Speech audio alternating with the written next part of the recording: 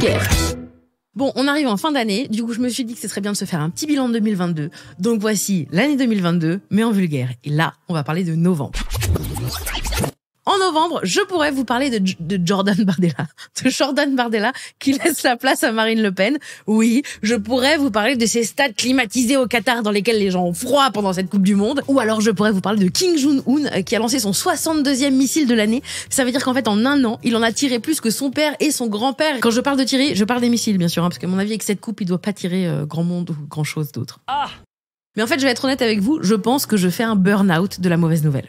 Du coup, j'essaye de me concentrer sur le positif. Par exemple, oui, Plus belle la vie s'est arrêtée après 18 ans d'antenne, mais Starmania est revenu. Oui, Jordan Bardella, ou Jordan, si vous voulez le dire comme moi au début, il arrive à la tête du Rassemblement national, et on n'aime pas. Mais oui, Marine Le Pen est partie, ça c'est bien.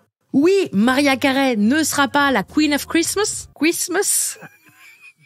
La reine de Noël. Non, mais en revanche, le Bhoutan, qui est un pays que je connaissais pas jusque-là, mais en gros, le Bhoutan affiche un bilan carbone qui est négatif. C'est-à-dire qu'en fait, ils consomment moins que ce qu'ils produisent. C'est ça, hein.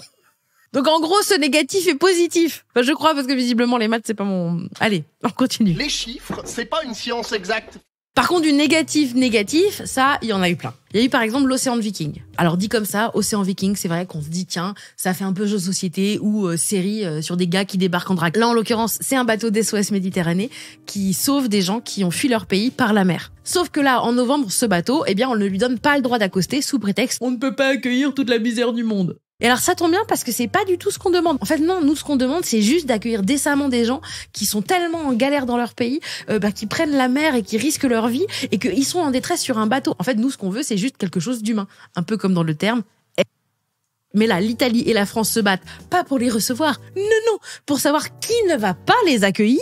Et finalement, donc, ils accostent à Toulon. Et là, Darmanin nous annonce, comme ça, magnifique, qu'il va expulser une grosse partie de ses demandeurs d'asile. Directement. Genre, ils arrivent, bim, ils repartent. Sauf qu'en fait, il peut pas le faire parce que ça, c'est contraire au droit. Après, peut-être que si dans le lot, il y a des femmes qui cherchent des appartements, voilà, il sera peut-être un peu plus conciliant. Mais bon, on sait pas. Et lors d'un discours du député Carlos Martins Bilango à ce sujet à l'Assemblée nationale, le député du Rassemblement national Grégoire de Fournas lance qu'il retourne en Afrique, en plein dans l'hémicycle. Alors évidemment ça fait scandale, mais lui, sa défense, c'est de dire « Non, vous avez pas compris. En fait, quand j'ai dit qu'il retourne en Afrique, c'est qu'il retourne ENT en Afrique. Au pluriel. Ah ouf, pardon, on est rassurés, c'était juste une erreur de grammaire. » Dans le Rassemblement national, c'est quand même fou. On leur dit « Mais vous êtes raciste !» Et ils répondent « Non, on n'est pas raciste, on est raciste au pluriel !» Il écope donc d'une suspension temporaire de 15 jours, pendant que les migrants, eux, c'est sur le bateau qu'ils s'écopent. Mais c'est pour sauver leur vie là. Sinon, ATPMP, Cyril Hanouna insulte le député Louis Boyard sur le plateau. Mais ça, c'est parce que Louis Boyard avait dit que Bolloré empêchait qu'on parle de lui. Et pour lui prouver le contraire, Cyril Hanouna l'a insulté et l'a empêché de parler de Bolloré. Bah nickel, tout va bien. Nice. Sinon, en novembre, il y a la COP27, c'est-à-dire la conférence des Nations Unies sur le changement climatique 2022. Ça a réuni tout un tas de chefs d'État du monde entier. Et c'est débilos, ils y sont allés en jet. Non mais faut quand même être con, on dirait presque une parodie. Bon, on a bien bossé dans cette COP27, moi je vais reprendre mon jet dans lequel je vais prendre un bain dans une baignoire en acajou, et puis après je me sécherai avec des peaux d'orang-outan. Bon par contre vous le petit peuple, faites attention à l'écologie, c'est important, On n'achèterait pas du pétrole, nous? Si le but avoué c'est de faire exploser la planète, on va directement au pôle Nord avec des sèche-cheveux qu'on en finisse plus rapidement, tu vois. Sinon, en novembre 2022, on est 8 milliards. En novembre 2022, on rejette la proposition de loi qui interdisait la corrida. Du coup, bon, je pense que la vache qui rit, elle chiale un peu. Mais en revanche, en termes de loi, celle qui a pour but d'inscrire l'avortement dans la Constitution, elle passe. Et maintenant, la balle est dans les mains du Sénat. Et je suis comme ça. À l'international, Lula est réélu au Brésil. Bonne nouvelle. Trump annonce qu'il va se présenter pour les prochaines élections. Mauvaise nouvelle. Les Chinois sont énervés parce qu'ils sont quand même très confinés. Très mauvaise nouvelle. Et un homme tue des LGBT dans un bar américain. Très mauvaise nouvelle. Le ministère de l'économie et des finances annonce une augmentation du prix de l'énergie de 15%. Il faut savoir qu'en 2022, c'était de 4%, juste pour gaz et électricité. Et donc moi, d'accord, c'est pour ça qu'en fait, ils mettaient des cols roulés depuis le début de l'année. C'était pour nous annoncer ça. Parce qu'ils vont pas nous faire croire que eux, ils vont avoir froid chez eux. Alors, je sais pas pour le col, mais personnellement, je me sens bien roulé.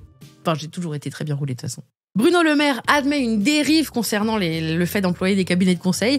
Et pardon, mais c'est pas une dérive, c'est une grosse boulette. Exactement comme quand Elon Musk, à la tête de Twitter depuis environ 5 minutes, a décidé de lancer l'abonnement Twitter Blue. C'est-à-dire qu'en gros, t'achètes l'abonnement pour avoir une pastille bleue. Ça coûte 10 balles et t'as l'emoji vérifié. Il y a un compte qui a acheté la pastille, il a changé son nom en celui d'un laboratoire pharmaceutique, il a fait un tweet pour dire que désormais l'insuline serait gratuite et la bourse a chuté.